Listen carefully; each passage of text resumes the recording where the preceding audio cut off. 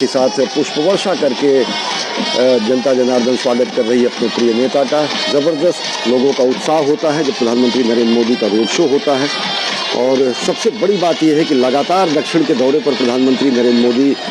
रहे हैं। अगर देखें तो पिछले 100 दिनों में 7वीं बार तमिलनाडु पहुंचे हैं। दक्षिण पर विशेष फोकस है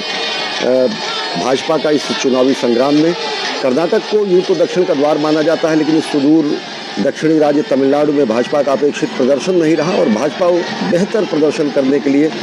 हमेशा तत्पर रही है। इस राज्य में क्षेत्रीय दलों के साथ गठबंधन के साथ भाजपा चुनाव लड़ चुकी है, लेकिन इस बार भाजपा ने अपनी पूरी ताकत झोंक दी है तमिलनाडु की सियासी परिदृश्य को बदलने के लिए। सीधी तस्वीरें आप देख रहे हैं चेन्नई से, जहां पर बड़ी संख्या में प्रधानमंत्री नरेंद्र मोदी का अभिवादन करने के लिए लोगों का जनसैलाब उमड़ा है। सड़कों पर लोग दोनों तरफ कतारबद्ध होकर प्रधानमंत्री का अभिवादन कर रहे हैं, पुष्प वर्षा कर रहे हैं। और देखिए तो अलग अलग तरीके से, परंपरागत तरीके से प्रधानमंत्री नरेंद्र मोदी का स्वागत हो रहा है। कुछ लोग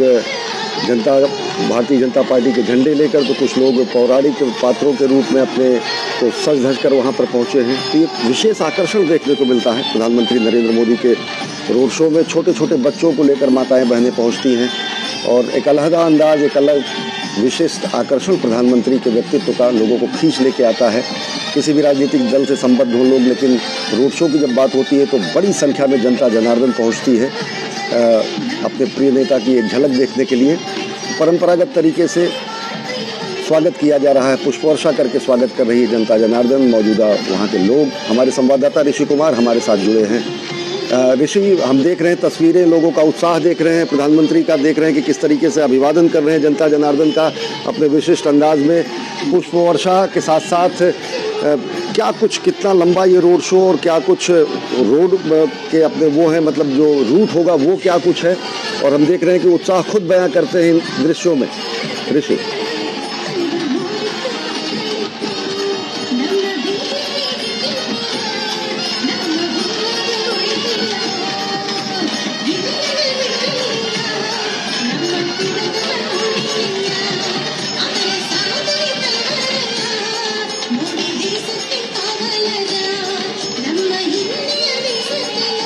हम अपने संवाददाता ऋषि कुमार से जुड़ने की कोशिश करेंगे। ये सीधी तस्वीरें हमें मिल रही हैं चेन्नई से। प्रधानमंत्री नरेंद्र मोदी की एक झलक देखने के लिए लोगों का जनसैलाब उमड़ पड़ा है और लगातार प्रधानमंत्री नरेंद्र मोदी तमिलनाडु के दौरे पर रहे हैं। इससे पहले अगर चाहे राम मंदिर की प्राण प्रतिष्ठा से जुड़े हुए कार्यक्रमों को अगर देखें तो अनेक मंदिरों में जाकर, दक्षिण के अनेक जगहों पर जाकर प्रधानमंत्री नरेंद्र मोदी ने पूजा अर्चना की थी। और पिछले 100 दिनों में अगर देखें तो 7वीं बार प्रधानमंत्री नरेंद्र मोदी पहुंचे हैं। ज़बरदस्त उत्साह लोगों में, जनता पुष्प वर्षा करके अपने प्रिय नेता का स्वागत कर रही है और प्रधानमंत्री नरेंद्र मोदी अभिवादन स्वीकार कर रहे हैं और साथ ही साथ जनता अभिनंदन कर रही तो अभिवादन का जवाब दे रहे हैं प्रधानमंत्री नरेंद्र मोदी जनता जनार्दन के सामने सिर झुकाकर। हमारे संवाददाता ऋषि कुमार हमारे साथ जुड़े हुए हैं। ऋषि, आपसे जानना चाहेंगे, अगर देखें लगातार प्रधानमंत्री का ये दौरा दक्षिणी राज्य तमिलनाडु में, अगर देखें तो ये कहा जा रहा है कि पिछले 100 दिनों में 7वीं बार प्रधानमंत्री नरेंद्र मोदी पहुंचे हैं तमिलनाडु। दृश्य खुद बयां करते हैं लोगों का उत्साह, लोगों का जज्बा, लोगों का प्रधानमंत्री के प्रति आकर्षण कि किस तरीके से पुष्प वर्षा करके लोग अभिवादन कर रहे हैं, सेल्फी लेना चाह रहे हैं, इन दृश्यों को कैद करना चाह रहे हैं। क्या कुछ रूट है इस रोड शो का और साथ ही साथ किस तरीके का उत्साह दिखता है जनता के बीच में? ऋषि, देखिए सुनी, पौंटी बाजार, टी नगर, चेन्नई का ये इलाका है जहां पर प्रधानमंत्री नरेंद्र मोदी इस समय जनता से सीधे संवाद कर रहे हैं उस माध्यम से जिसमें कि वो रोड शो के जरिए अभिवादन कर रहे हैं। जनता यहाँ पर उनका अभिवादन करने के लिए यहाँ पर एकत्रित हुई है। और हम जानते हैं कि चेन्नई की जो संस्कृति है, जो तमिलनाडु की जो संस्कृति है, उसको उन्होंने सीधे जोड़ा है। और पिछले अगर हम उनके यात्राओं के दौरान देखें, खासतौर से तमिलनाडु की यात्राओं के दौरान उन्होंने इस बात को रेखांकित किया है कि जो भारत की जो सांस्कृतिक सौहार्द है और काशी और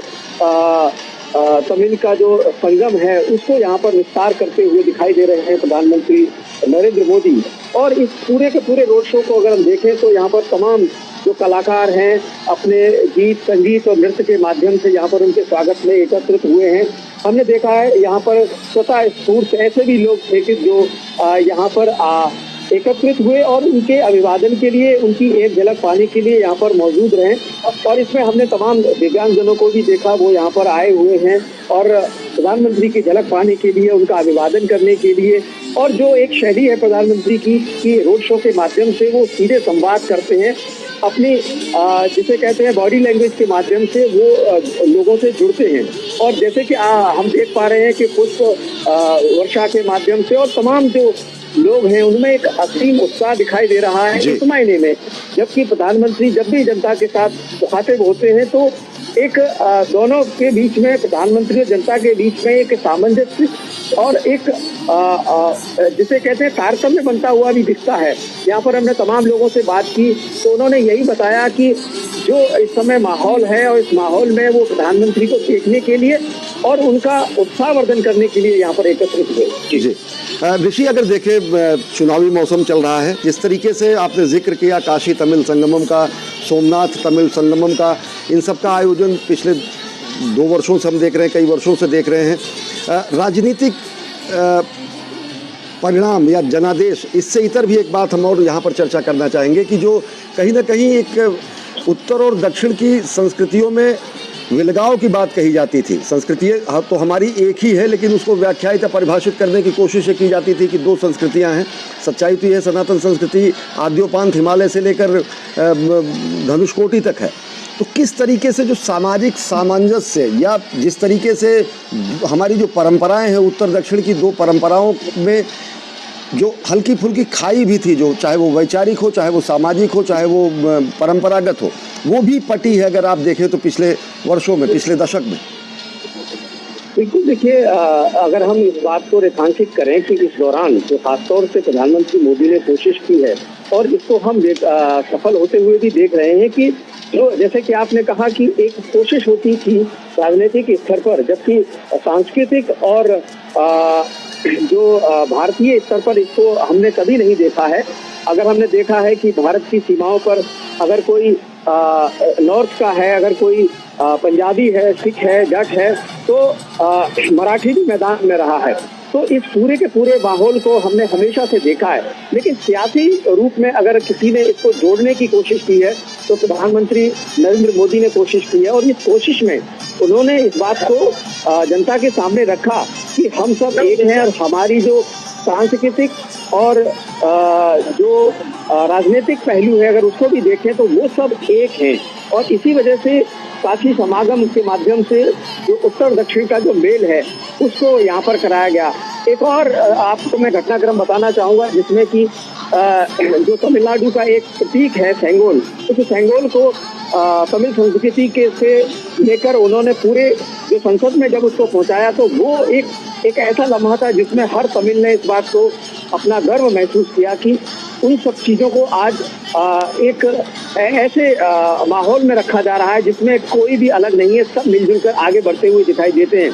और ये विकसित भारत के लिए जो संकल्पनाएं स्थापित की जा रही हैं उन संकल्पनाओं में इस तरीके के जो कार्यक्रम होते हैं, जो घटनाक्रम होते हैं, वो बेहद महत्वपूर्ण होते हैं। और हम इन प्रतीकों के माध्यम से एक दूसरे के साथ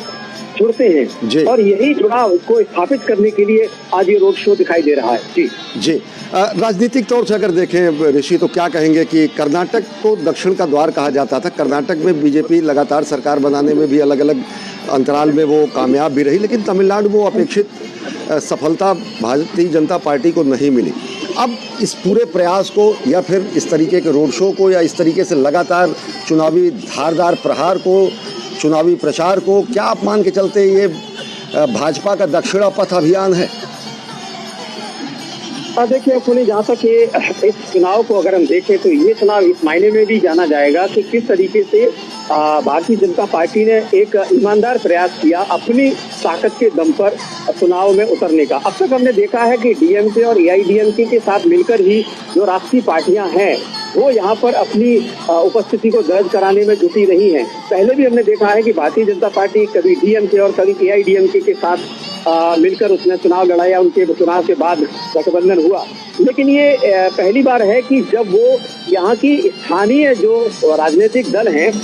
उनके साथ मिलकर उन्होंने एक मोर्चा बनाया है और इस मोर्चे में 9 दलों की मदद से बीजेपी राज्य के जो तमाम समीकरण हैं उनको साधने की कोशिश कर रही है। और इसमें हम कह सकते हैं कि जो पीएम के हैं पट्टाली मक्कल कांची सबसे मजबूत साथी के रूप में उनके साथ है। और ऐसे ही तमाम जो घटक हैं जिनको की लेकर बीजेपी आगे बढ़ रही है। अब बीजेपी को अगर इस मायने में सफलता मिलती है, जो कि कोशिश कर रही है लगातार, और उन्होंने इन चुनावों के दौरान कोशिश यही है कि या तो अपने साथियों के साथ जहां वो जीतने की स्थिति में उनको मजबूत किया जाए, और अपने सिंबल पर भी तमाम साथियों को उन्होंने चुनाव में लड़ाया है। तो ये जो पुरजोर कोशिश है जो दक्षिण का रुख करके दक्षिण में अपनी फतह हासिल करने का, ये चुनाव इस मायने में जाना जाएगा कि किस हद तक प्रयास किए गए, और इन प्रयासों को रेखांकित करने के बाद जो सफलता मिलेगी उसके मायने में एक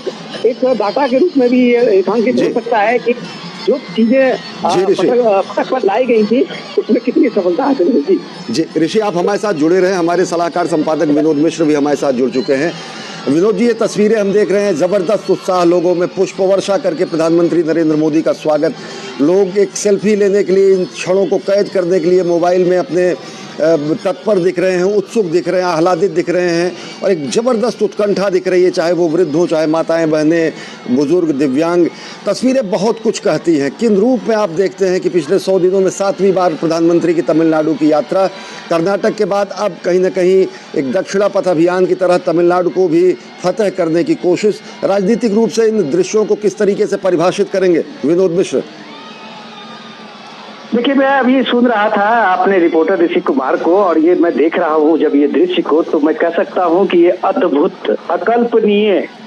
कि ये अब तक जो डिस्कोर्स था कम से कम उत्तर और दक्षिण को लेके, आज वो मुझे लगता है कि जो संपूर्ण भारत की बात जब आप कहते थे, अभी आपने अपनी चर्चा में कही है, तो मुझे लगता है कि सारी खाई जो है वो पट्टी नजर आई है कि ये जितने उत्साह आप लोगों में देख रहे हैं और जिस तरह की उमंग है और पीएम को के अभिवादन ले रहे हैं सबका, तो आपको ये बात मानना पड़ेगा कि जब पीएम मोदी कहते हैं अब की बार 400 पार, तो ये 400 पार का ये सबसे प्रतिध्वनि जो है वो इस लोगों के उत्साह से और इनके उमंगों से दिखाई देती है।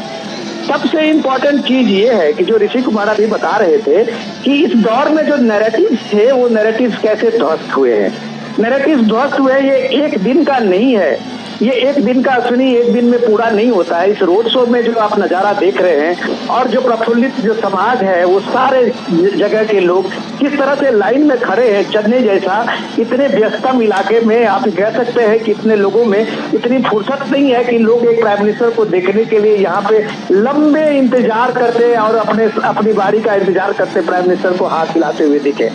लेकिन ये जो खाई पटी है, इसके पीछे काशी तमिल समागम की बहुत ही महत्वपूर्ण भूमिका रही है। ये जो खाई पटी है वो पार्लियामेंट में इतने वर्षों के बाद तमिल संस्कृति का जो ध्वजवाहक सिंबल है उसकी स्थापना है। ये खाई जो पटी है वो यूनाइटेड नेशन में जब प्राइम मिनिस्टर कहते थे कि दुनिया की कोई भी अगर प्राचीन भाषा है तो ये हमारी तमिल भाषा है। ये तमिल संगम का जो एक पुराना हमारा इतिहास रहा है, भारत की पुरानी परंपरा और संस्कृति रही है, उसको पुनर्स्थापित किया है। तो ये लोगों में, ये जो लोगों को बताया जाता था, लोगों को जो समझाया जाता था द्रविड़ के उस आंदोलन के बाद और उस नैरेटिव के बाद, वो लोगों को यथार्थ पता चला है, जिस बात को पीएम ने करके दिखाया है। पीएम ने करके दिखाया है कि उत्तर से दक्षिण तक भारत एक है, भारत की सार्वभौमिकता एक है, भारत की संस्कृति एक है। तो उसकी आप प्रतिध्वनि देख रहे थे। दूसरी बात जो ऋषि कुमार कह रहे थे, जो 9 पार्टियों का, वो कितना चेंज आने वाला है, शायद 4 जून के बाद लोगों को पता चलेगा कि ये सच में चौंकाने वाला है, जिसको पीएम अपने एड्रेस में बार बार नवरत्ना की बात करते थे। ये नवरत्ना आपको मैं यकीन दिलाता हूँ अश्विनी कि ये यूपी का इफेक्ट लाने वाला है। अपने अपने क्षेत्र के जो समूह हैं वो अपने अपने लीडर, अपने अपने इलाके में वो महत्वपूर्ण लीडर है, उनकी अपनी एक भूमिका है। बीजेपी ने पहली बार उन सारे लोगों के साथ में, सारे टीम के साथ में एक अलायंस किया है और एक पावरफुल फोर्स बना है। कन्याकुमारी से लेके और चेन्नई से लेके और सारी जगह पे आप देखिए कि बीजेपी के जितने कैंडिडेट खड़े हैं उसके साथ में वो सारे फोर्स भी लगे हुए हैं। दूसरा जो सबसे इम्पोर्टेंट है, जो पीएम के साथ आप अन्ना मलाई देखते हैं कि पीएम ने अपने कार्यकर्ता पे, अपने कैडर पे, अपने अध्यक्ष पे कितना भरोसा किया है कि जिस दिन एआईडीएमके ने शिकायत की थी कि आपका बीजेपी के साथ हम अलायंस तोड़ लेंगे जब तक कि आप अन्ना मलाई को नहीं हटाते हैं,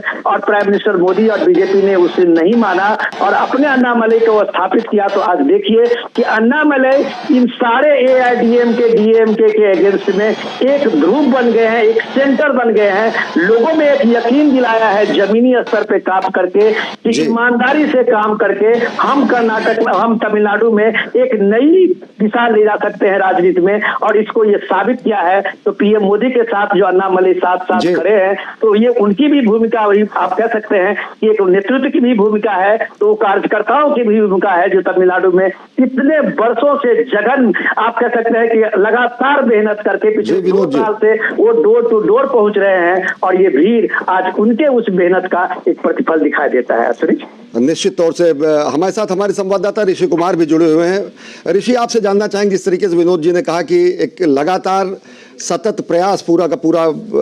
भाजपा का रहा लगातार इस दक्षिणी राज्य में, हम जो तस्वीरें देख रहे हैं वो निश्चित तौर से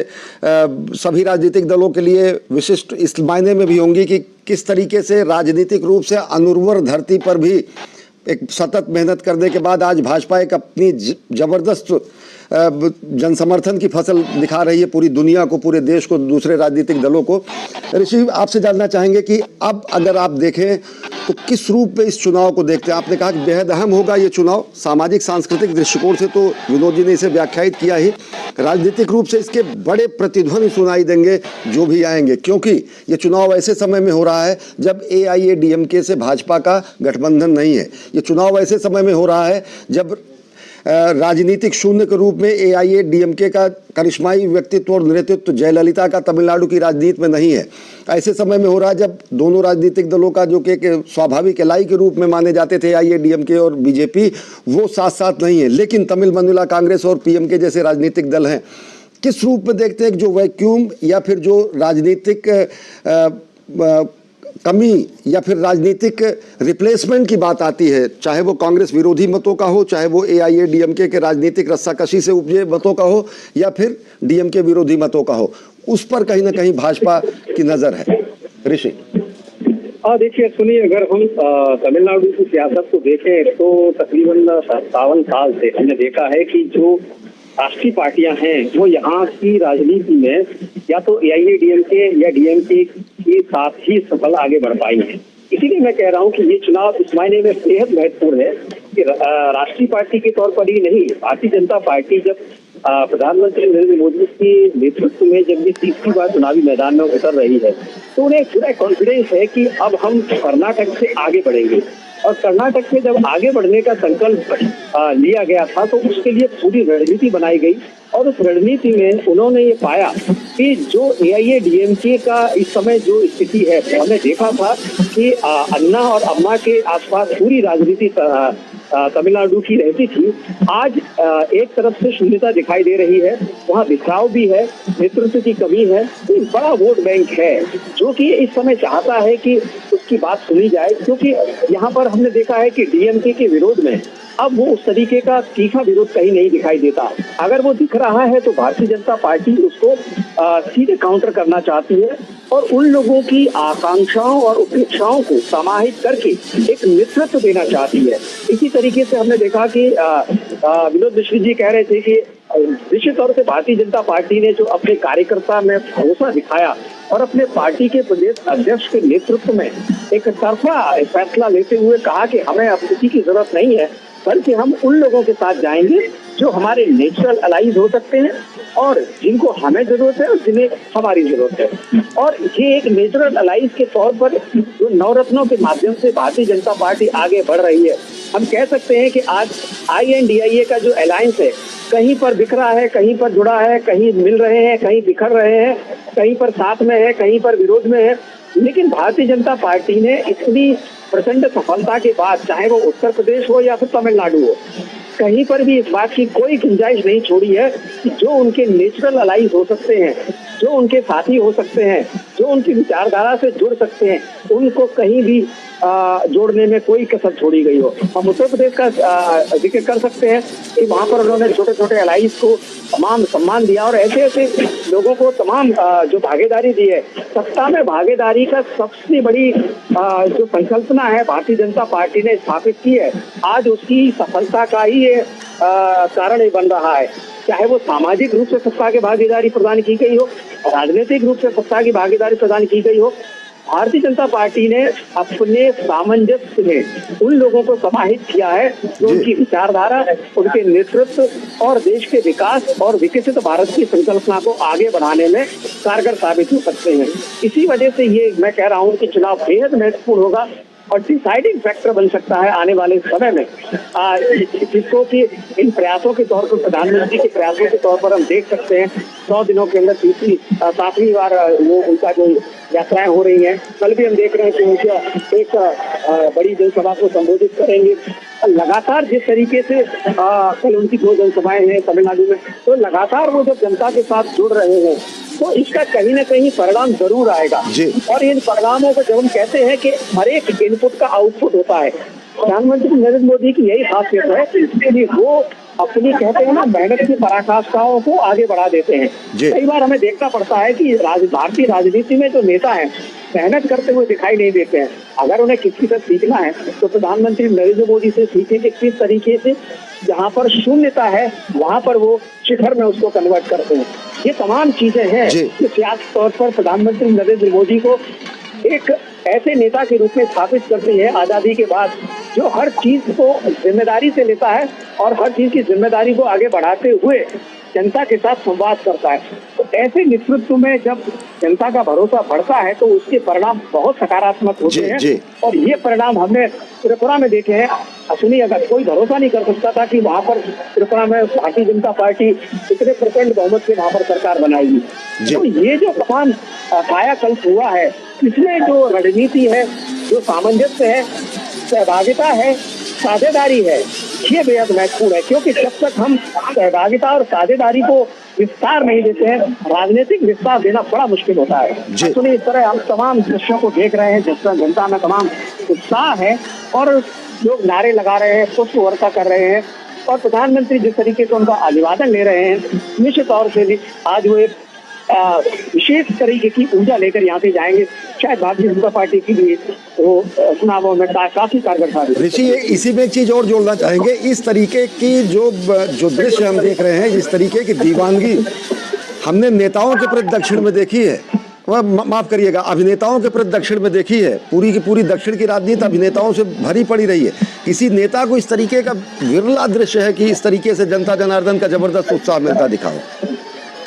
बिल्कुल, देखिए असीम, हम कहते थे ना पहले क्राउड पुलर हमें चाहिए होते थे सियासत में। तमाम राजनीतिक दल इस बात की कोशिश करते थे कि कुछ ऐसे लोगों को पार्टी में शामिल किया जाए जिससे कि लोग उन्हें देखने के लिए आए। आज भारतीय राजनीति में प्रधानमंत्री नरेंद्र मोदी ने अपने आप को स्थापित किया है और वे क्राउड पुलर बन गए हैं। लोग आज उनको देखने आ रहे हैं। आज भारतीय जनता पार्टी को किसी अभिनेता की जरूरत नहीं है। आज प्रधानमंत्री नरेंद्र मोदी का जो कार्य है, जो कामकाज है और जो शैली है, उसको यहाँ पर हम रेखांकित होते हुए देख रहे हैं। जबकि प्रधानमंत्री नरेंद्र मोदी के अभिवादन में हम देख रहे हैं कि दोनों तरफ यहाँ पर हम जो अभिवादन करते हुए जो लोग हैं, ये उस समय जो नारे हैं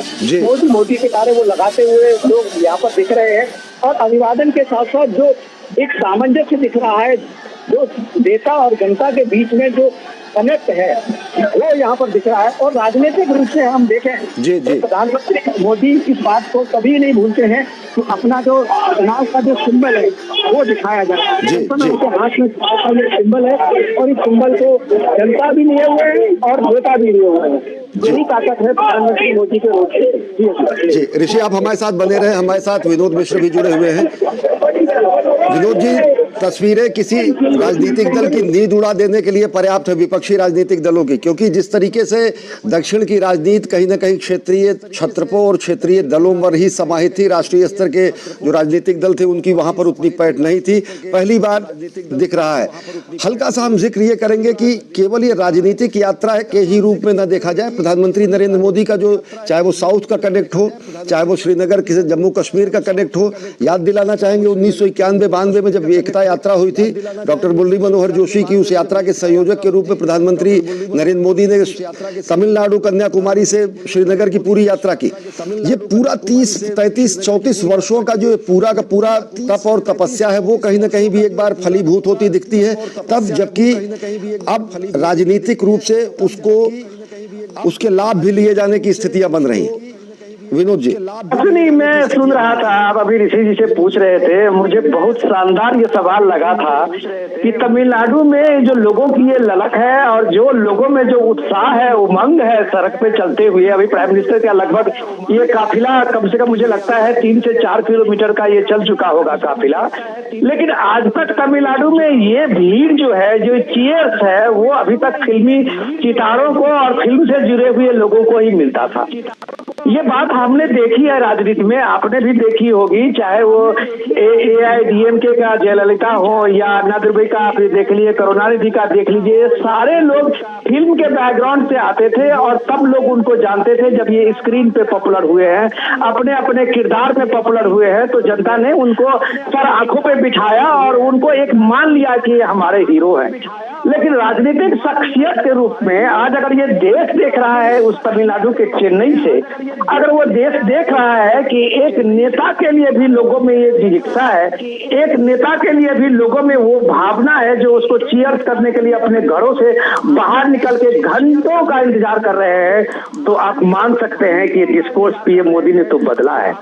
जो रियल लाइफ और रियल लाइफ की बात आप जब करते हैं तो प्राइम मिनिस्टर मोदी ने अपने रियल लाइफ में जो एक हीरो बन के दिखाया अपने संघर्ष पथ के 50 साल का, वो मुझे लगता है कि जनता उन्हें मानती है इस बात को कि पीएम मोदी ने डेफिनेटली इस देश के लिए और इस देश के संघर्ष में अपने को स्थापित किया है। तो डेफिनेटली आप कह सकते हैं इस देश के जनमानस के वो हीरो है। तो चेन्नई में इस भीड़ को देख के जब एक बात और मुझे याद आती है, आपने बहुत शानदार सवाल किया था कि लोग वहाँ रेसिप्रोकेट करते हैं, नेता हो या अभिनेता, लोग खुल के आते हैं। अब मैं हैरानी नहीं होगी, और पार्टियों की रैली निकल रही है और पार्टियों के रोड शो हो रहे हैं, लोग आते हैं, लोग उसके भीड़ में जुटते हैं, लेकिन ये जो उत्साह है, ये जो उमंग है, ये जो फूल बरसाते हुए सड़क के दोनों किनारे आप देख रहे हैं, ये शायद कम ही लोगों ने देखा होगा। हमने तो शायद पहली बार देखा है इस दौर में। ये सब अद्भुत इसलिए भी हो रहा है, जब आपको मैंने बताया ना कि जब आप उस नैरेटिव्स को खत्म करते हैं, जब आप इस नैरेटिव को खत्म करते हैं। अभी 5 राज्यों के चुनाव हुए थे, अश्विनी आपको याद होगा कि जैसे ही चुनाव में कांग्रेस पार्टी की बुरी तरह से हार हुई थी, तो एक डिस्कोर्स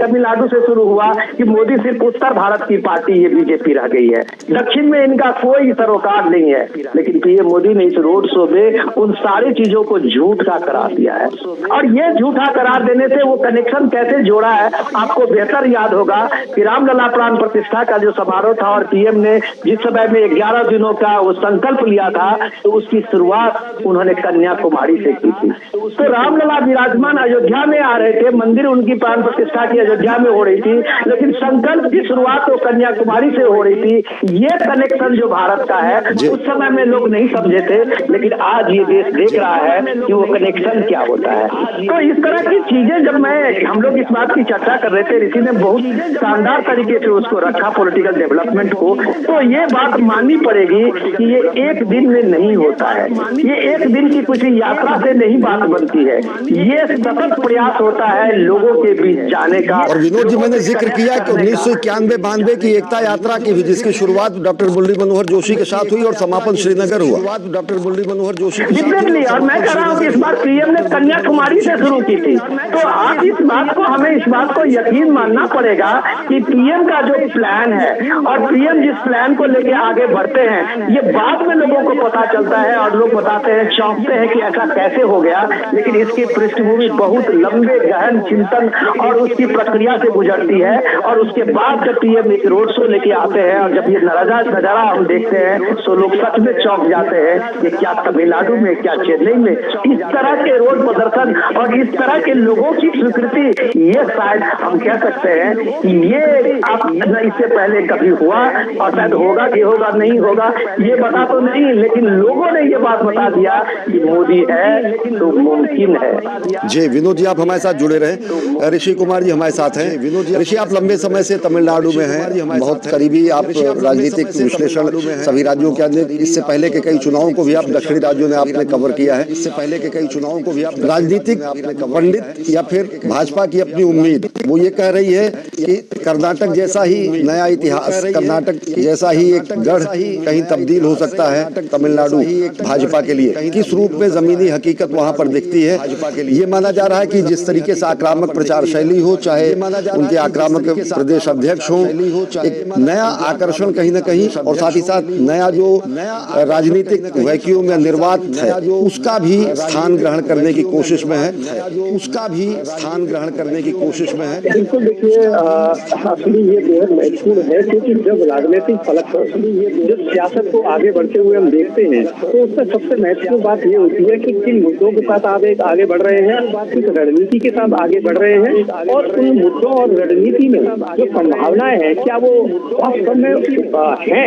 तो ये जो चीजें हैं इन सबको बीजेपी ने भांपा है और उस तरीके से इस पूरी की पूरी कहानी में वो इस बात को रेखांकित कर सकते हैं कि आज तमिलनाडु की राजनीति में उन्हें इस बात का अवसर मिला है कि एक ईमानदार प्रयास किया जाए तो उसको सफलता में बदला जा सकता है। और इसी प्रयास के रूप में उन्होंने अपने स्थानीय नेता को फलक पर शीर्ष पर लाए और उनके जो प्रयास रहे हैं उसमें असली मैंने देखा है कि जो युवा हैं उनके बीच में वो काफी लोकप्रिय हो रहे हैं और हुए हैं क्योंकि जो युवा हैं वो मुझे लगता है कि इस राजनीति में खासतौर से तमिलनाडु की राजनीति में एक नया पैराडाइम शिफ्ट कर सकते हैं। क्योंकि अभी तक जो युवा हैं उन्होंने दो ही तरीके की राजनीति देखी है, डीएमके और एआईडीएमके।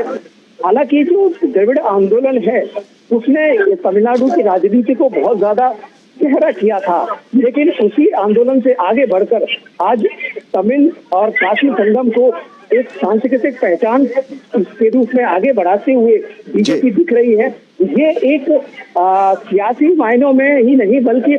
देश के सामाजिक और सांस्कृतिक पहलुओं को भी एक नया पैराडाइम शिफ्ट दे सकता है, क्योंकि इससे हम ये स्थापित करने में सफल हो सकते हैं कि किस तरीके से बीजेपी ने प्रयास किए, उसकी क्या क्या संभावनाएं थी और उन संभावनाओं को किस तरीके से ईमानदारी से उसका प्रयास किया गया। मैं इस शब्द का प्रयोग कर रहा हूं कि ईमानदारी प्रयास इसलिए है क्योंकि भारतीय जनता पार्टी ने अपने जो अध्ययन के बाद और विश्लेषण के बाद ये पाया कि उन्हें क्या क्या संभावनाएं इसलिए जिनको कि वो जोड़कर आगे बढ़ सकते हैं और वो नवरत्नों का जो संकल्प है और जो संकल्पना है वो बताती है कि वो किस तरीके से एक विशेष जानकारी के आधार पर, डाटा के आधार पर इन चीजों को तय कर रहे हैं। जो उनके सहयोगी और साथी बन सकते हैं उन्हीं को जोड़कर आगे बढ़ना चाह रहे हैं। वो ऐसा नहीं है कि किसी राष्ट्रीय पार्टी के तौर पर आते हैं और अपना दमखम दिखाकर जीत को सुनिश्चित करना चाहते हैं, नहीं, वो यहाँ की स्थानीय संस्कृति और नेतृत्व को आगे लेकर उनके साथ मिलकर आगे बढ़ना चाहते हैं। ये बेहद महत्वपूर्ण पहलू है और इस वजह से मुझे लगता है कि जब भी बीजेपी को इसमें जो तो चुनावों के परिणाम के वक्त ही पता चलेगा, लेकिन जब सफलता मिलेगी तो उस समय इन सब चीजों का विश्लेषण किया जाएगा कि किस तरीके से जो प्रयास की गई तो उनका ये परिणाम हमें मिला। निश्चित तौर से ये चीजें जनादेश में आएंगी, लेकिन ये तस्वीरें अद्भुत हैं, विलक्षण हैं और विपक्षी राजनीतिक दलों के लिए कहीं ना कहीं राजनीतिक रूप से उन्हें सचेत करने के लिए भी है, रणनीतिक तौर से उन्हें जागृत करने के लिए भी है। जबरदस्त जनसैलाब उमड़ा है चेन्नई की सड़कों पर। प्रधानमंत्री नरेंद्र मोदी की एक झलक पाने के लिए हजारों की संख्या में सड़कों के दोनों किनारों पर युवा, महिलाएं, बच्चे, बुजुर्ग, दिव्यांग हर कोई पहुंचा है और प्रधानमंत्री नरेंद्र मोदी अभिवादन स्वीकार कर रहे हैं। जनता के अभिनंदन का वो अभिवादन स्वीकार कर रहे हैं, जनता जनार्दन का आशीर्वाद ग्रहण कर रहे हैं, नतमस्तक है जनता जनार्दन के सामने और साथ ही साथ भाजपा के चुनाव चिन्ह कमल को हाथ में थामे कहीं ना कहीं अपील भी कर रहे हैं इस लोकसभा के चुनावी समर में। भाजपा को और ज़्यादा जनाधार देने के लिए। हमारे साथ हमारे सलाहकार संपादक विनोद मिश्र जी भी जुड़े हुए हैं। विनोद जी, से पहले ऋषि जी ने जिस तरीके से बताया कि ये बहुत ईमानदारी भरा प्रयास किया गया, इससे पहले मैं कह रहा था कि ये आज की स्थिति नहीं है। इससे पहले चर्चा की गई काशी तमिल संगमम, सोमनाथ तमिल संगमम, ये सब क्या विपक्षी दल ये कह सकते हैं कि केवल संयोग नहीं है, चुनावी प्रयोग है। लेकिन विनोद जी, एक चीज़ मैं जानना चाहूँगा कि जब प्रधानमंत्री जी को धनुष कोटि में लोग ध्यान लगाते देखते हैं, जब सागर में अवगाहन और स्नान करते हुए देखते हैं, अग्नि तीर्थम में जब स्नान करते हुए देखते हैं, तो एक जो सांस्कृतिक विभ्रम की स्थिति थी, चाहे वो उत्तर की हो, दक्षिण की हो, या फिर क्षुद्र राजनीतिक हितों में एक दूसरे को बांटने की थी, राजनीति से भी इतर कहीं ना कहीं उन खाइयों को भी पाटने का काम होता है जब ये दृश्य लोग देखते हैं। और वो खाई पटती हुई भी दिखती है इन दृश्यों में, मौजूदा दृश्यों में। असली अभी ऋषि जी बात कर रहे थे, आप लोगों ने बहुत बढ़िया इसको संवाद में लाया था, और इस चर्चा में जो ईमानदार कोशिश वो कह रहे थे, तो मैं डेफिनेटली इस पे मैं थोड़ा सा, मुझे आप दीजिएगा 2 मिनट टाइम, कि ये इम्पोर्टेंट ये चीज है कि ईमानदार कोशिश। और ईमानदार कोशिश की बात आप जब करते हैं तो हमें कम से कम इस बात का सवाल आज हम पूछ सकते हैं अपने कांग्रेस पार्टी के लोगों से कि 50 साल हो गए कांग्रेस को दक्षिण से विदा हुए, खास करके तमिलनाडु से विदा हुए, और 50 साल से कांग्रेस अपनी उस पार्टी को अपनी वहां पे एक बेस नहीं बना पाई, वहां एक आधार मजबूत नहीं कर पाई। कांग्रेस उस द्रविड़ आंदोलन के साथ में कभी एआईडीएमके और कभी डीएमके के साथ में किसी तरह से अपना वो खाना पूरा करते रहे, लेकिन कांग्रेस नेतृत्व कभी ये नहीं सोचा कि एक राष्ट्रीय पार्टी के रूप में उनकी एक जिम्मेदारी है कि कर्नाटक की तरह तमिलनाडु में भी जाएं और लोगों के बीच में काम करें, लोगों के बीच में संवाद करें। इसलिए वो पार्टी सिर्फ अगर राहुल गांधी भारत जोड़ो न्याय यात्रा करके या भारत जोड़ो यात्रा करके तमिलनाडु पहुंचते हैं तो इसको टोकेनिज्म कहा जाता है। लेकिन जब यही भारतीय जनता पार्टी ने ये ठान लिया कि एक राष्ट्रीय पार्टी के रूप में तमिलनाडु में भारत के एक अभिन्न जो वो हिस्सा है, भारत के एक सांस्कृतिक गौरव का जो शीर्ष रहा है तमिल समागम और तमिल के लिटरेचर, उसके बीच में पहुंचे, तो आज ये कामयाबी के रूप में आप देखते हैं। ये एक दिन का प्रयास नहीं है, इसके पीछे हजारों कार्यकर्ता, अन्नामलई जैसा निष्ठावान कार्यकर्ता, पार्टी नेतृत्व और पीएम मोदी जैसा साथ निभाने वाला वो नेतृत्व, और उस बात को करके दिखाया है कि आप जब लोगों के बीच में जाएंगे, लोगों की बात सुनेंगे, तो ये सारे नैरेटिव जो उत्तर दक्षिण की थी वो चीजें खत्म होती है, एक राष्ट्रीय पार्टी की भी भूमिका बनती है। आज तमिलनाडु में बीजेपी ने 19 कैंडिडेट दिया है। ये समझने की चीज है कि 19 कैंडिडेट देके अपने नवरत्ना के साथ में वो पार्टी मजबूती के साथ डीएमके को चैलेंज करने के लिए खड़ी है। जो डीएमके आप सोच लीजिए जिनका राजनीतिक पूरा अस्तित्व सनातन विरोध का रहा है। अभी आपने जैसे देखा कि अन्नामलई और बीजेपी का वहां कद बढ़ा, लोगों के बीच संपर्क बढ़ा, तो आपने देखा कि उदयनिधि स्टालिन ने लगातार कैंपेन चलाया सनातन के अगेंस्ट में, कॉलेजों में, स्कूलों में एक तरह से सेमिनार कराना शुरू किया कि सनातन का खात्मा, और वो एक तरह से उस चीज को पिछले 50 साल पुरानी उस परंपरा को लाना चाह रहे थे, एक विद्वेष समाज में लाना चाह रहे थे। उस सारे नैरेटिव को कहीं जगह नहीं मिली ये तमिलनाडु बदला है। ये तमिलनाडु बदला है कि तमिल समागम के में जब आप काशी की बात करते थे, जब ट्रेनों में लोगों की वो भीड़ देखते थे तमिलनाडु से आते हुए और उनका जो गान देखते थे, आपने भी कई बार दिखाया है, तो सचमुच में भारत के लिए गौरव का वो क्षण था। तो ये गौरव का क्षण जुटाने में, ये बनाने में, ये जो एक भाव है उसको वहां के लोगों में पैदा करने के लिए समय जरूर इसका लगा है, लेकिन इसका जो रिजल्ट है वो आज हम लोग देख रहे हैं, स्क्रीन पे देख रहे हैं, जो पीएम मोदी के साथ उस काफिले में चलते हुए हजार लोगों की वो भीड़ को जब हम देखते हैं तो आप सच में यकीन मानते हैं इस चीज को कि आप लोगों में जाएंगे और सच्चे मन और निष्ठा से मेहनत करेंगे तो चीजें बदलती है, और इसको आज बीजेपी ने बदल कर दिखाया है। ये कामयाबी तो आपको देनी होगी। जी, हमारे साथ हमारे संवाददाता ऋषि कुमार भी जुड़े हुए हैं। ऋषि, ये दृश्य जो हैं, ये जनसमर्थन, ये जनसैलाब किस रूप में आप देखते हैं? ये शहरी क्षेत्र है, ग्रामीण क्षेत्र और शहरी क्षेत्र के अलग अलग राजनीतिक समीकरण होते हैं, लेकिन ये दृश्य जरूर कहीं ना कहीं ये बताते हैं कि तमिलनाडु जो कि दक्षिण का प्रमुख राज्य है, वहाँ पर भाजपा ने एक सतत प्रयास के बाद अपनी राजनीतिक ज़मीन में एक अच्छा जनार्दन, अच्छा जनता जनार्दन से समर्थन उन्हें हासिल है, क्योंकि बड़ी संख्या में लोग सड़कों के किनारे पहुंचे हैं प्रधानमंत्री नरेंद्र मोदी का अभिवादन करने के लिए। हमारे दो संवाददाता ऋषि कुमार और